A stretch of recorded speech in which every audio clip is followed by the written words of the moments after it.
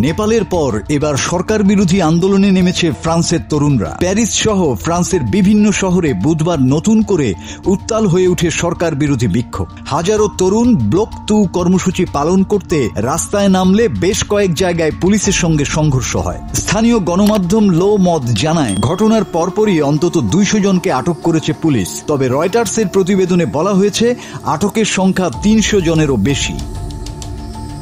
ফরাসি ভাষায় ব্লক 2 অর্থ সবকিছু অচল বা বন্ধ করে দেয়া। এএফপি জানিয়েছে, প্রেসিডেন্ট ইমানুয়েল ম্যাখোর ব্যয় সংকোচন নীতির বিরুদ্ধে এই বিক্ষোভ শুরু করেছে বামপন্থীরা।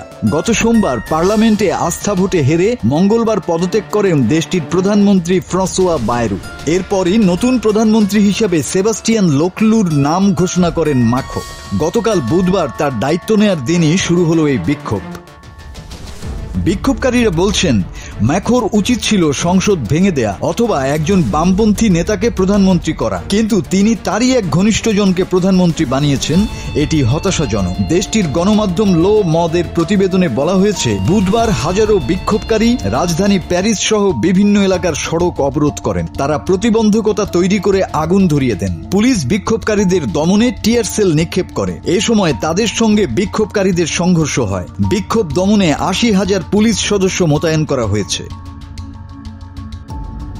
দেশটির স্বরাষ্ট্রমন্ত্রী বুনো রেতাইও বলেছেন, সারা দেশে পরিকল্পিতভাবে এমন বিক্ষোভ করা হচ্ছে। পশ্চিমাঞ্চলীয় শহর রেনেতে একটি বাসে আগুন ধরিয়ে দেয়া হয়েছে।